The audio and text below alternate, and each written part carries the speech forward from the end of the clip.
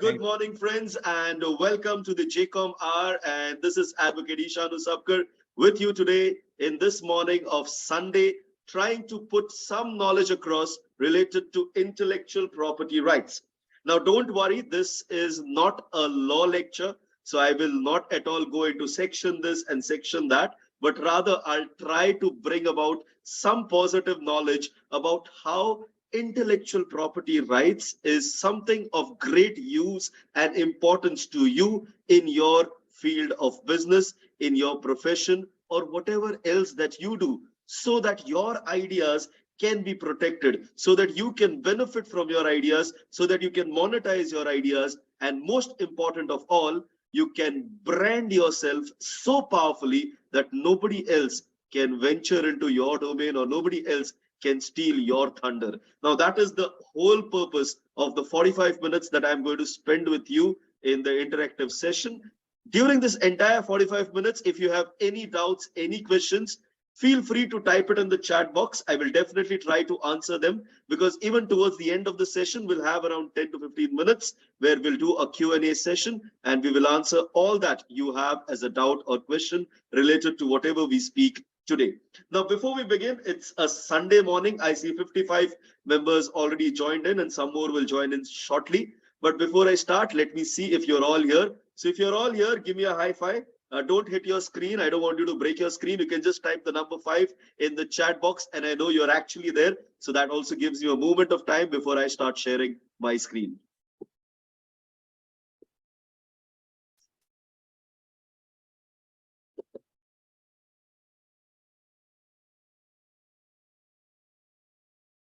Wonderful. So looks like everyone is well connected with us and we are all set to begin with what we are here for.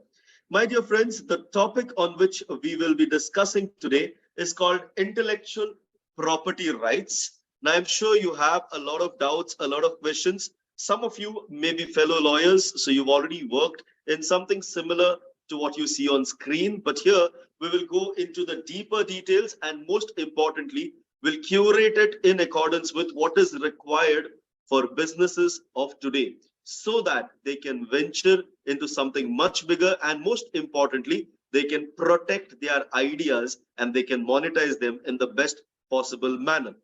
The things that we will cover today, my dear friends, are number one, we will speak about trademarks. We will deal with something called as patents. We'll also deal with design. And lastly, we will venture into something called as GI or geographical indications.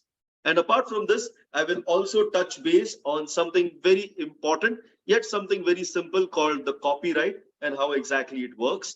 And also towards the end, I will show you a practical demonstration of how you can go about with registering your brand, your entity, and how do you carry out at least a public search of whether or not the brand which you want to get branded is already existing or it is still available for you and you can get it registered now, right? So these are the brief things that we will cover. And also during the Q&A, if you feel you would like to know about something more, then definitely feel free to ask. I'll be more than happy to share on that part too. Because intellectual property rights otherwise is a very vast topic and 45 minutes, 1 hour, 2 hours, 5 hours will not justify the time. Before we begin, I have a few questions to put across. Whenever we start business, what are the foundations of that particular business? Of course, one of the basic foundations is the idea behind that particular business. And when we speak of the idea, it is something that you have come up from your end, and it is something that has originated from your brain. But we as human beings, we have this tendency of seeing if something works really good, somebody else is always ready to copy that and make it their own. And that is the reason why intellectual property rights happens to be a very, very hot topic, very important topic, especially in the Indian context, where every day we have our country creating ideas upon ideas. Now, the first concept that we will discuss about is called as the trademark. Now, I'm sure you've seen a lot of logos around you, and I will quote a few examples also over here, wherein you would have the symbol TM, or you would have this symbol R, which is written next to it or just above it. And you may wonder what exactly is the way in which this particular company or this particular organization has obtained this mark.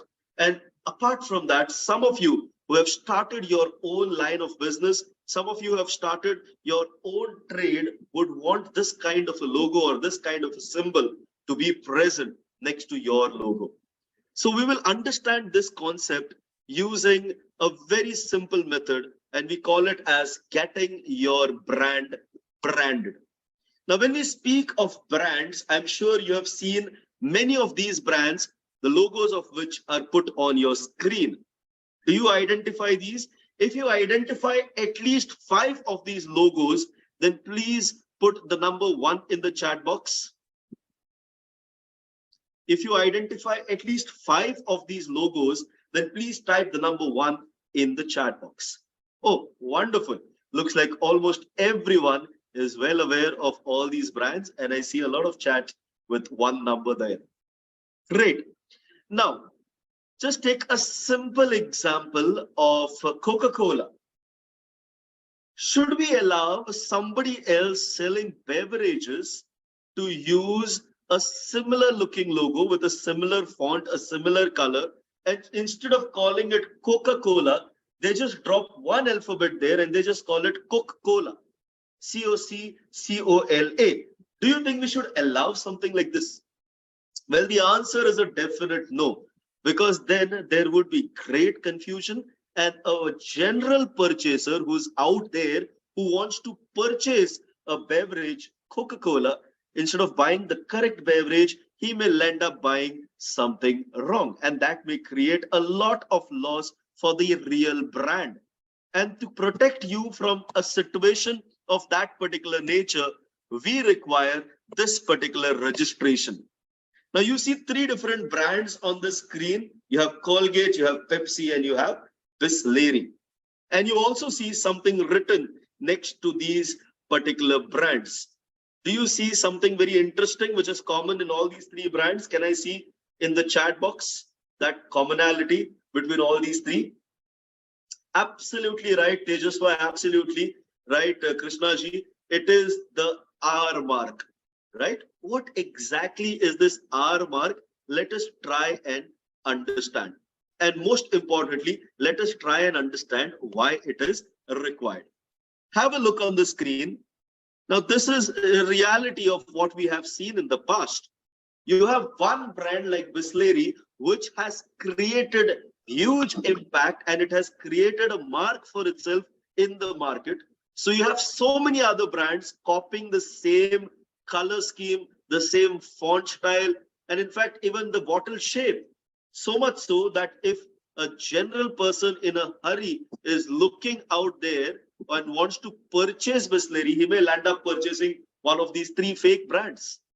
Now, because that should not be allowed, that's the reason why this trademark and registration is something that is of great importance.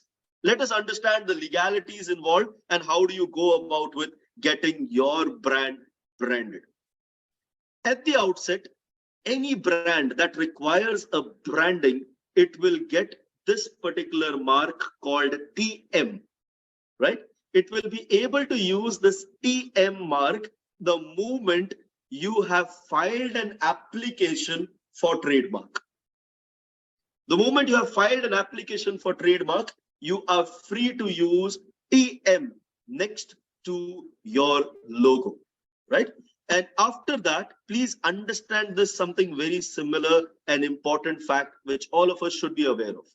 Now, TM, when we speak of, this symbol is not indicative of the registration. It only means you have applied for registration.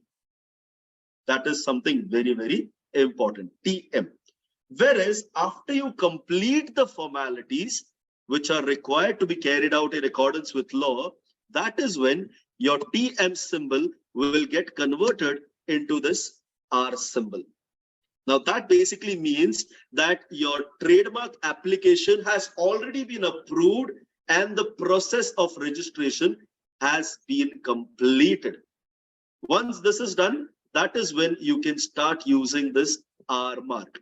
And usually the typical process that is required for converting your TM into R, or basically for your application to get approved and for the registration to get completed, is approximately between 8 to 10 months. Sometimes it can even go higher if there are any objections filed against your company or against the mark that you want to get trademarked.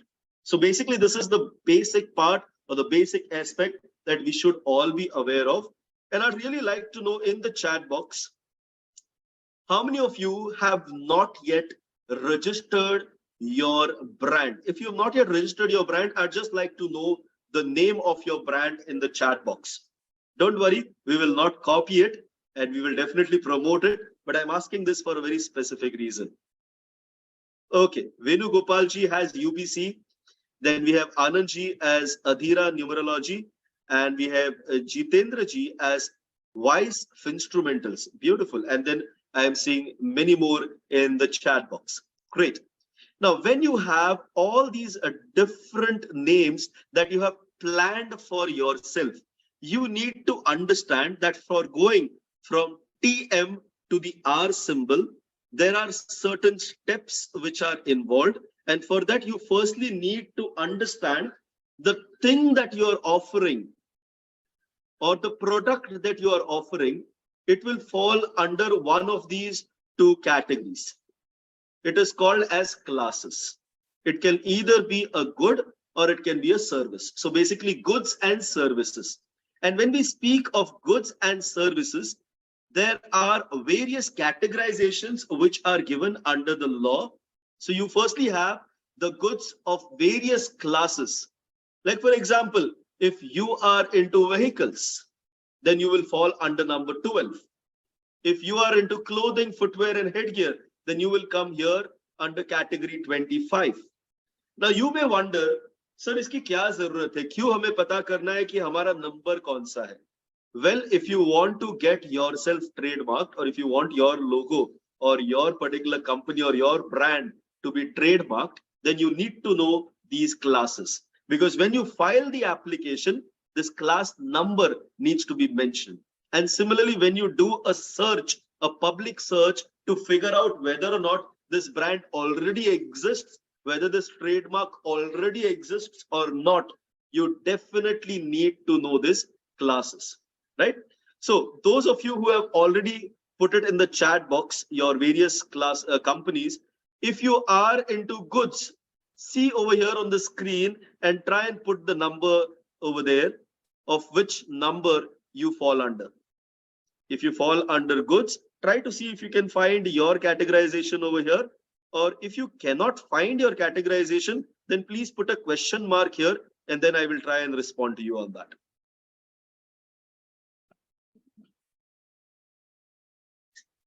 Okay, DRISPro registrar or DISPro register, you fall under categorization number 7. Beautiful. So that's basically machines and machine tools and parts. Great. Didarjit Singh sir also is under machines, machine tools and parts. Great. And Sneha madam is under 29, foods, fish, meat, dairy, processed and preserved foods. Okay, and then there is Akash ji who says, I am coming under more than 2 categories. Interesting. Let me take you on that aspect of things. Now, if you fall under multiple categorizations, then yes, you can very well get your trademark registered in multiple categories. It is not that you have to get yourself registered under only one categorization. You can feel free to get yourself registered in under multiple different categorizations also, right? So also I see in the chat box, Murali ji. Okay, Murali ji putting a question mark. Murali ji, can you please put in the chat box what exactly is your business categorization or what exactly do you do? If you can just share it in the chat box, I'll definitely try and figure out for you which is the category that will correlate for you. Okay, whereas all the others, they're able to find. Yes, Murli ji is unable to find transports. Great. And that brings me now to my next screen, which is classes. I told you at the outset, there are 2 different categorizations. and then there are subcategories. The two different categorizations are goods and services. Just now I showed you goods, now I come to services, right? Mulliji, I hope now you find your answer. Yes, you are now in categorization 39 because you are not in goods, you are rather in services, right? So now I hope you are finding yourself. Now, Reena ji is saying, I am not finding educational robotics and coding. Reena ji, it is present. You are at 41, which is basically education. There is no specifics for robotics or coding. It comes under education itself. So 41 would be your right categorization, at least based on the requirement that I see in the screen. Yes, thank you very much. Thank you. So this is how you figure out your categorization, that is goods and services. And this same list is also available in the government website, which I will be taking you to in a few moments from now. And also in the chat box, I see a broadband service. Yes, sir, broadband service is also definitely available. Okay, it will fall under category 38, that is communications, right? So you will definitely find over there. And then I'm seeing a lot more questions. Definitely I'll answer all of those, but we'll do it slightly later when we go to the question and answer, which we have towards the end, right? So let me move forward for now. Over here, what are the requirements for registration? Requirements for registration of your trademark will have, number one, something called as Form 48, which will be made by a lawyer, people like us who are into practice, people like us who help you with trademark registration. We will do this for you, called Form 48, which is basically like an authority letter along with some basic requirements mentioned on it.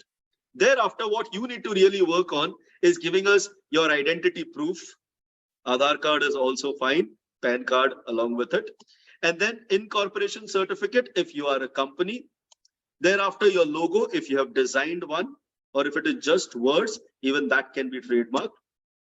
And lastly, you will also have your address proof. So these are the basic requirements that you would have to give us for us to process your application for getting your brand branded, or basically to get a trademark for you.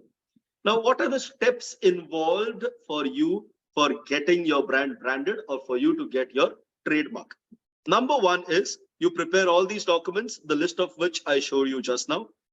Next is we carry out the trademark application allotment after carrying out an appropriate search. The search process I will be showing you here today in the demo. Thereafter, it undergoes something called as Vienna codification.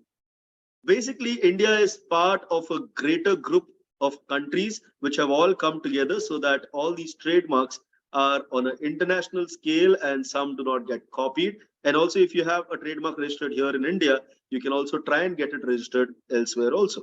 So that's something that it will check for. Then the trademark examination will happen.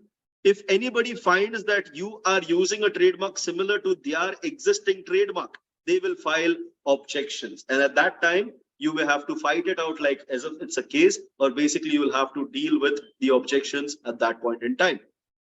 After the objections are dealt with, you will have the journal publication, and lastly, you will have the trademark registration.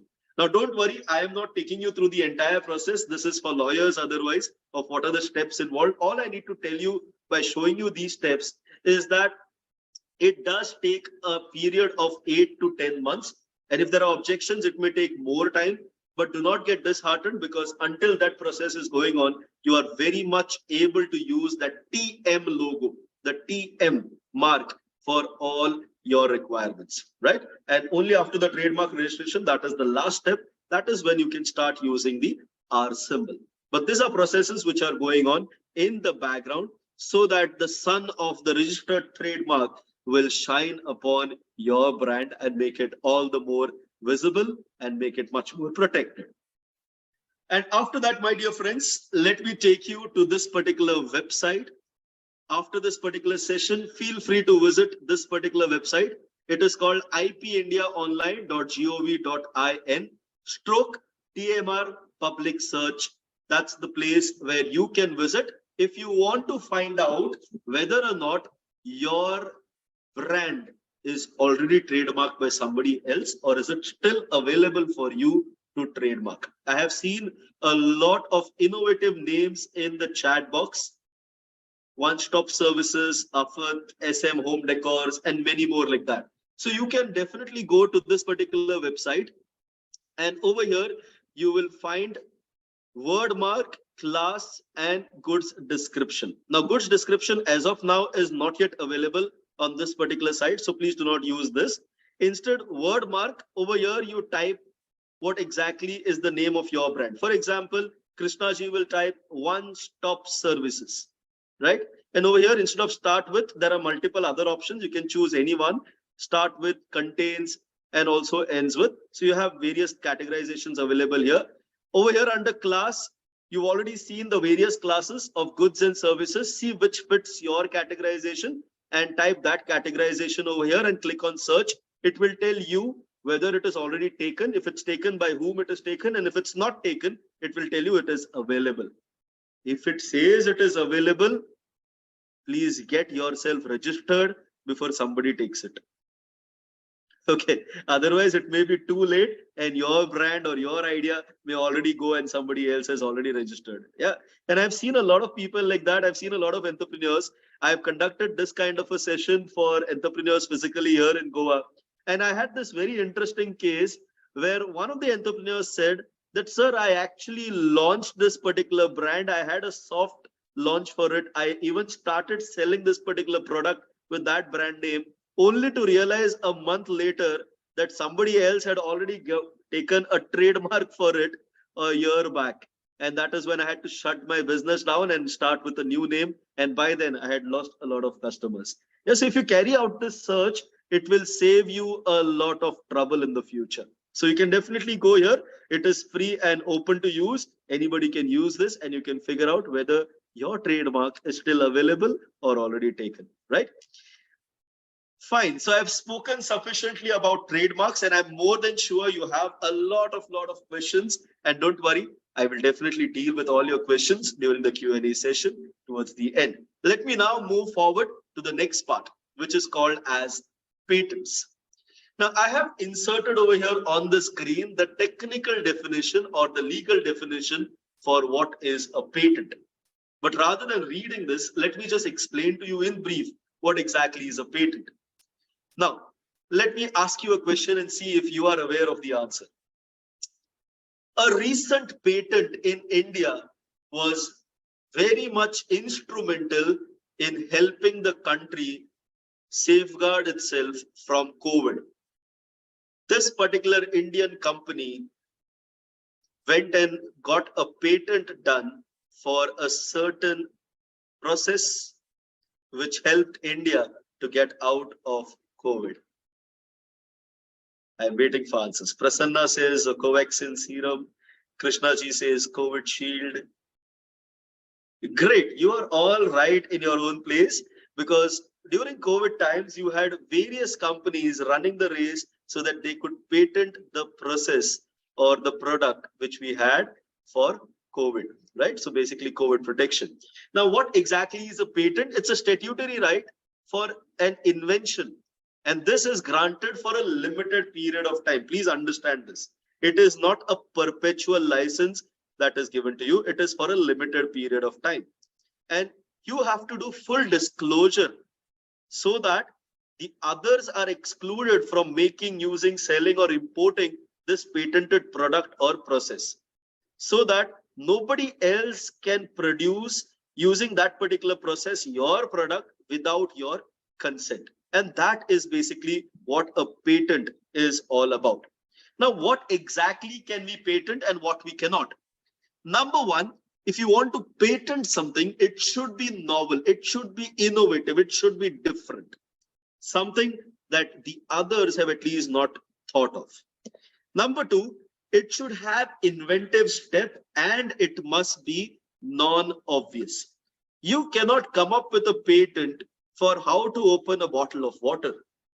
That is obvious. We all know how to do it, right?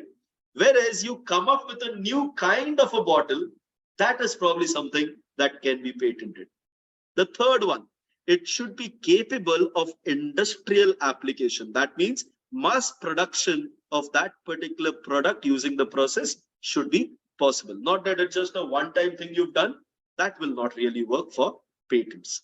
And then the last one, it should not attract provisions of Section 3 and 4 of the Patent Act.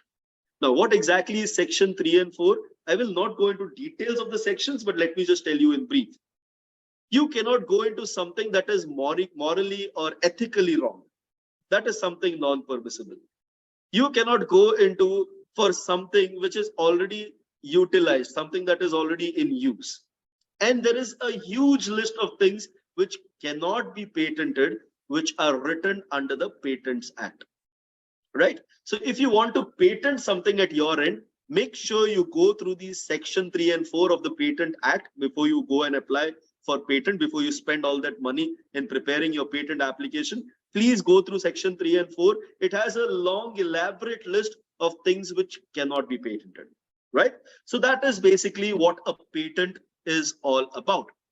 Next, we come to design, which has a very, very lengthy definition, as you can see on the screen. And also on the screen, you see a bottle of Coca-Cola. Now, this particular bottle of Coca-Cola which you have, it is an iconic design. Even if the word Coca-Cola was not written on it, you would still recognize it, right? And that is the reason why this kind of a design is very much protectable. It can be protected and it has been given protection. As you can see on the screen, it is basically dealing with the shape, the configuration, the pattern, ornament, or composition of lines, colors, or combinations which is applied to an article. For example, the bottle, this particular bottle in red color with those contours. And these particular design, it can be either 2D or nowadays it can be 3D. It can be a combination of both.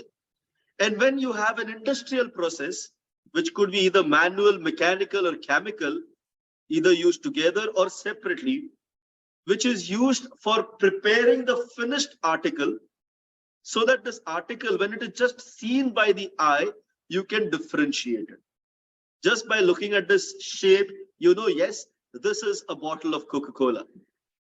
Whereas when you look at Pepsi and Coca-Cola, the two bottles distinctly, you can just identify just on the basis of shape, even without the branding, even without the artwork on it, you can very easily identify, right? So basically what it speaks of under design is something which is very much visible to the eye, which makes it very much distinct from what you have elsewhere. However, it also says you cannot include things which are registered as trademarks, because that will be protected in a separate category. It will also not have property or artistic works, which is defined as a part of the Copyrights Act. So this needs to be something beyond that, right? Which has to fit within the definition of a design or an industrial design, as you can see on the screen. So this is with regards to the design. Next, we move to GI, which is geographical indications. If you have heard of these particular names, give me a number 1 in the chat box. If you have heard even one of these names, give me the number 1 in the chat box. The names are Nagpur Orange, Kolhapuri Chappal, Bikaneri Bhujia, and Agra Petha. If you heard any of these names, give me the number 1 in the chat box. Wonderful. Almost all of you have heard of at least some of these names. Do you see something over here which is very similar between all these 4 brands? Something very similar between all of these 4 is that each one of them contains, that's right, I see it in the chat box, the name of the place or the location or the place of origin, right? You see that written before the product itself. So geographical indications of goods are defined as that aspect of industrial property which refer to the geographical indication referring to either a country or to a place situated therein, which is the place of origin or the country of origin of that particular product. Now, when we speak of Petha and when we speak of Agra Petha, the Agra Petha has its distinction because we consider that to be the place of origin. Just by listening to Agra Petha versus the Petha, you know that the Agra Petha, there is a assurance of quality or some sort of distinctiveness which is there in this particular product. And this particular act in itself, which is called as the Geographical Indications of Goods Registration and Protection Act 1999, this came into force way back in the year 2003, and it has helped us as a country to protect and safeguard a lot of different GI marks, which are very unique to our country. Now, also, if you know of some more products, I'd really like to know them in the chat box. So we have Kakinada Kaja. Yes. Any more I can see in the chat box?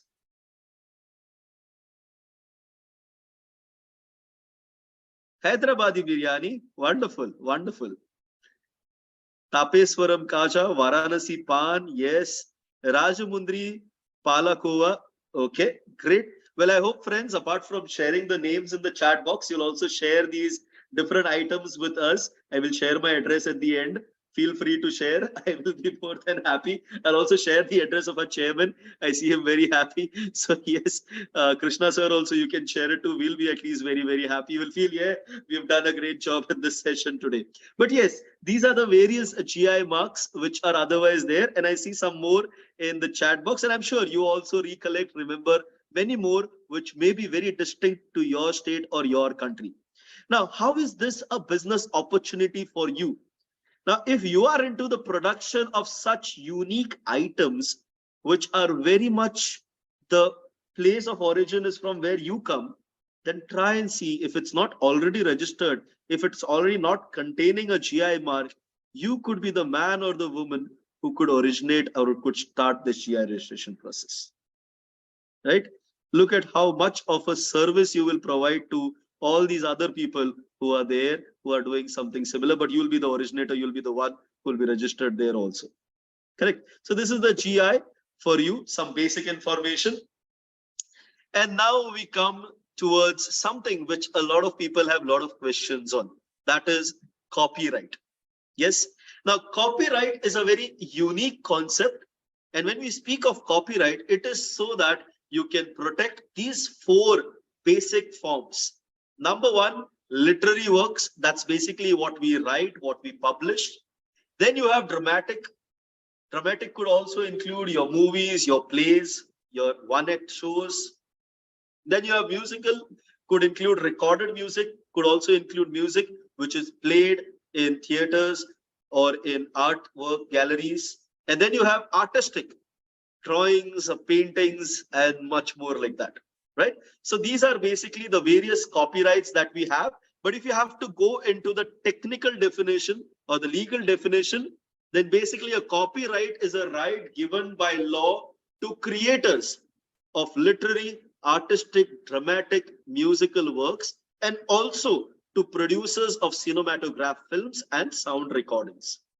So basically it is so that we can protect work that you have done, so that the work that you have done cannot be copied by anybody else without your permission and by causing some kind of a loss to you. And this is the symbol that we utilize otherwise, for a copyright. That is a C with a circle around it. That is for copyrighted material. The moment you publish it in the public domain, okay, I repeat, the moment you publish it in the public domain, that is when it becomes a copyrighted material. Sometimes this copyright, however, is also transferable. Like, for example, if I am the author of a book, but this book is being published by Penguin Publications, and I have an agreement with them, and whereby I sell all the rights to this book to them. In that case, they would be the ones who would be entitled to have the copyright registered to them, and permissions will not be sought from me, but rather from them. And that is also very much acceptable. It is a transferable thing. It can be very well transferred. Now, according to the law, there is a limitation period for which the copyright exists. Can anyone tell me in the chat box if you know what is the limitation period? How many years do you think a copyright is permissible? before somebody else can also start copying it. You can just randomly try the number of years in the chat box. Okay, so we have 1, we have 50, we have 100, 10 years. Okay, just here, 1 year. Okay, fine, 5 years. Great, great, great. So instead of making you wait, let me tell you the answer. It is 60 years, 60. Yes, Rama Subbarao sir is absolutely correct. It is 60 years. Also, if I am the author and I have written the book, it is a book which is otherwise published. So from the date of publication, yes, and also apart from that, if there is a claim thereafter, then it is 60 years from the day I no longer exist, the day I have died. So that's also there. So there are various laws and there are various loopholes within those laws, which a lot of people have exploited. And that's also one of the reasons why you see these ancient books. Even for example, the Bhagavad Gita. Can Bhagavad Gita be copyrighted? Can Holy Bible be copyrighted? Can the Quran be copyrighted? Well, the answer to these is no, because they've already crossed the limitation periods. So today, even you can recopy all of these contents and republish these contents without requiring any kind of a consent or permission from any person, at least any person, right? So that's with regards to the copyrights for you. And thereafter, my dear friends, we move to something very, very important when we speak of intellectual property rights. We have already covered number 1, trademark. And just so that you re-understand the concept of trademark slightly better, I have put a logo for you there, an example. Amul, for example, is a very famous trademark registered here in India. Then we have patent. A simple example of a patent here in India itself is of Bharat Biotech, which developed something called as Covaxin, right, during the COVID times. So that is a patent which is held by Bharat Biotech. Then you have a design. I gave you the example of the bottle of Coca-Cola, the contour shaped bottle of Coca-Cola, which gives it a very distinct identity, which is registered as its design. Then you have the GI, or the geographical indication. One of the famous examples is the Mysore sandal soap, right? So that is what I have used as an example over there for you. And then you have copyright. For example, movies. I've listed one of my favorite movies, Laksha, over there for you. But that's basically movies, and you have books and so much more that you can put under the copyright. Now, it is exactly 11:44 a.m. and I was given 45 minutes for my session, including the intros. And as lawyers, we are very much precise with our timings. With exactly 1 minute left for 11:45, which then leaves me with 15 minutes for Q&A. Let me now go to the last but the most important part of my session, that is Q&A. So now the floor is open for all kinds of questions that you may have, that you may ask me in the chat box. Please feel free to ask your question in the chat box, or in the alternative, you can just use the raise hand symbol and I will unmute you and request you to please go ahead with your question. Or if you think you cannot ask your question right now, you have a very elaborate question to ask me, then you can feel free to drop me an email on my email ID, which is mentioned on the screen. You can also drop me a message on WhatsApp, on my WhatsApp number, or you can get in touch with me on any of the social medias, although email or WhatsApp would be more preferable, right? So let me now start taking your questions. Before that, let me stop sharing my screen so that I can see all of you on the same screen. Great. So I will take some questions over here. And if I cannot take all your questions, please excuse me, because I only have around 10 to 15 minutes for concluding my Q&A sessions, right? Okay, so I am coming to the questions. Number 1, yes. Can a trademark be transferred or sold? Yes, a trademark can very well be transferred. Selling or not, that is between the two parties. So that is up to you how you want to deal with it, how you want to go about with it, right? Now, is trademark renewal required? Yes, absolutely yes. trademark renewal is required. There is a limitation period for trademarks, and beyond that particular limitation period, you will have to get your trademark renewed. So there is a limitation period for everything that you have, right? From trademarks to patents to your GI marks, everything has a certain limitation period. And for all these limitation periods, if you'd want to have a look at what exactly are the limitation periods, feel free to visit this particular site, which I have already given you, which is ipindia.gov.in, which will very beautifully tell you in a very systematic format all the information that you otherwise would require, including the limitation period. So you can definitely go there and you can definitely find out. Yes. Okay. Let me take the next question then. Can mutual funds distributor apply for a trademark? Well, my dear friend, yes, you can if you have some kind of a company or you have some kind of a logo which is created for you. As an individual, you will not be able to trademark just your name or anything of that sort. However, let's say you have, you want to call yourself as ABC Financial. Okay, I'll just give an example, ABC Financial. And for a moment, let us assume that ABC Financial is not something that is already taken up. That definitely under the service category number 36. Okay, I repeat, service category number 36, which deals with insurance and financial, you can definitely get yourself registered or get that particular brand of yours registered. That is very much possible, right? Okay, then I also see a chat in the chat box which says Adhira numerology comes under which categorization? Okay, so numerology, otherwise, if you want to look at it as a scientific service, then you'll come under category number 42, right? However, if you want to look at it as something else under maybe related to education, wherein you are just doing an educational process or you're just showing how numerology is good for you or how it can be utilized by you, then probably you'll come under category number 41, right? If it is only business consulting that you are doing, then you can look at number 35. So that's how you can look at it. You can just go through that particular website, see which are the options and see which is the best related categorization for you, so that accordingly you can choose the best possible categorization. Yes, I see a very repeated question in the chat box. Akhil ji is asking, Ernest ji is asking the same question. How much it costs for making a trademark? Well, the government fees will vary depending on whether you are an individual, you are an MSME, whether you are a company, whether you are an LLP, it will vary. So the government fees will vary right from 4,000 rupees all the way up to 15, 20 or more.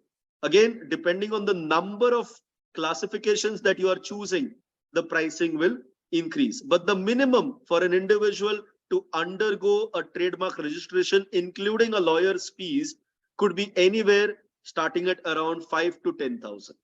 Okay, it could be at least between 5 to 10. And of course, it can go higher depending on the complexities involved, depending on if there could be any kind of objections. But if you are an entrepreneur, I would say keep at least 10,000 ka budget for you to brand yourself. And I would say it is a mandatory step in today's world where copying has become very, very easy. Yeah, because of social media. Once you see some brand being very much open to everybody, people are just using it left, right, and center. Just to give you a simple example, when I was in Agra, everywhere I went, I saw Agra Petha, but that was fine because that's a GI mark. Everybody in that locality can use it. However, what was very amusing to me is I could see this brand called Panchi. And there were so many Panchi, then there was original Panchi, then traditional Panchi, basically various people. And then it came to my mind that probably the first guy who started this Panchi Peda or Panchi Agra Peta, this guy did not get it trademark. And unfortunately, because of that, today there are more than 100 people using the same brand, right? Okay. So also let me try and search some more in the chat box. Yes, Rama Subbarao sir asks, for different classes, do we need to file separate application for each class? Yes, sir. For every application, for every different class, you will have to file a separate application. That is something that will have to be done in a single application. If you're putting multiple categorization, there are chances of it being rejected. And apart from that, even if it is taken up, you will anyways have to land up paying fees for every separate categorization separately.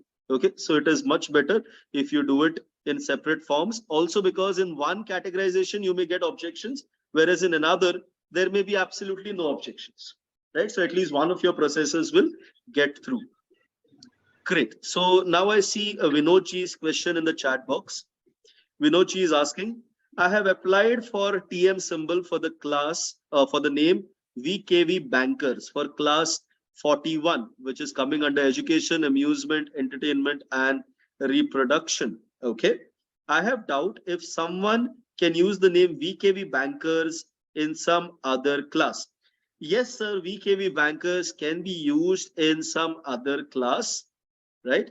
And that is also a reason why, if you think that other class which is there is something that is to do with your own brand, then definitely you should get yourself protected in that particular categorization also. However, even if in some other brand or in other service category, if somebody else is trying to use a symbol which is deceptively similar to your trademark symbol, then you can definitely file objections. Yes. And how do you go about with filing objections? You have to keep a regular check of this particular website, which I have shared the details of a few slides earlier with you. On that same portal, you can check which are the new publications. The journals are free for download. You can go through those, or you can hire a lawyer who will keep a regular track of what is going on over there. Like, for example, major brands, they have a full-time lawyer appointed, because at any point in time, they do not want any of their patents or any of their trademarks to be recopied or be copied by anybody else. Like, one of the famous brands which does this is the Apple company, because a lot of patents belong to the Apple company, and they do not want companies like Samsung or Vivo to come up with something very, very similar, right? So that's the reason why they have this happening at almost all times. Okay, so I also see from Venugopalji a question in the chat box. I started a business 15 years back. Now a new person starts my same business and applies for a trademark. Will I have an edge, or is it first come, first serve basis? Well, Venuji, if you can prove in the court, or rather in this particular trademark process, that you have been using it prior in time and you have also applied for this particular trademark, then you will be protected as against a person who is applying it now for the very first time. Let us say both of you apply at the same time. None of you have been registered as of now. Both of you are at the TM stage, not at the R stage. Then in that case, your prior experience or you using it prior in time to him will definitely help you, so that your objections will be sustained and his objections will be dismissed. So that is something that you can definitely take care of. And that's also one of the reasons why a lot of brands prefer putting out their brands on websites, because it's very easy to see when the website was first into existence, and it's easier to prove that yes, this is something that has been in existence for a much more earlier time, right? And apart from that, I will take one last question. I see almost 20-30 odd questions, but I'm running out of time, friends. I will be unfortunate to say that we will not be able to take all questions, but unfortunately we will have to take only one last question, because otherwise Chairman sir will not allow me to take more questions. Yeah, so let me take one last. Okay, so let me see which is very, very different. Okay, Prasanna asks, I have registered my trademark for IFI in 2019, but I still do not use the R mark. What am I losing out on? Okay, so Prasanna, I'm assuming that you've already completed the trademark process since it's been in 2019. So I'm sure by now you already have earned the R mark for your brand. However, you have not been using it openly. You have not been putting it out on your brand anywhere or on your shops anywhere. Then you are definitely losing out on the brand value, Because when people in general observe it, a person who is not from the legal side observes that you have the R mark with there with your particular brand, the trustworthiness of your brand is definitely higher. Correct. The trustworthiness is one big factor which is attached. And definitely you have earned your right to use that R symbol. Why are you wasting it? You have spent a considerable amount of time, efforts, and of course, a lot of money in earning that R mark. Then in that case, why are you losing out on the benefits associated with it? Please do not waste any more time. Please start using the R symbol so that your brand can actually have the recognition that it deserves. Yes. And with that, friends, although there are many more questions and I'll be happy to answer, but probably for some other time, I've already shared with you my contact details. If you have any further doubts or questions, feel free to drop me a WhatsApp message or an email, and I'll be more than happy to help and be of some help to all my JCI friends and colleagues. For now, once again, let me say Dev Bare Kuru. That's thank you in Konkani to each and every one of you for having attended this session. Although I do understand it was a very technical session, but I tried to make it as non-technical as possible. I hope you enjoyed it. And I'd be very happy if you could share your feedback in the chat box. And I see, please share contact details one last time. So Chairman sir, with your due permission, I'll just share my screen only for 30 seconds. And after that, I will hand over the floor back to you. The floor is always yours, sir. You can. Thank you so much, sir. Thank you. Very kind of you. So I'm sharing my contact details one more time. I'm just leaving it on the screen for 30 seconds only. You can either take a screenshot or you can click a photo on your phone so that you have my details. And you can definitely get in touch with me. You can either WhatsApp or you can email. Of course, on social media also we can be connected, although WhatsApp or email would be more preferable, right? So those are my contact details for you. You can get in touch with me. And with that, once again, thank you once again. And first and foremost, let me say thank you to JCI India for giving me such a wonderful privilege of meeting such innovative minds and such brilliant audience. Thank you, Dev Bare Kuru. Let me also say thank you to our today's chairman, Krishna sir. Thank you, sir. You've been really kind for giving me this wonderful opportunity. And thank you to my friend for introducing me at the beginning, my president colleague.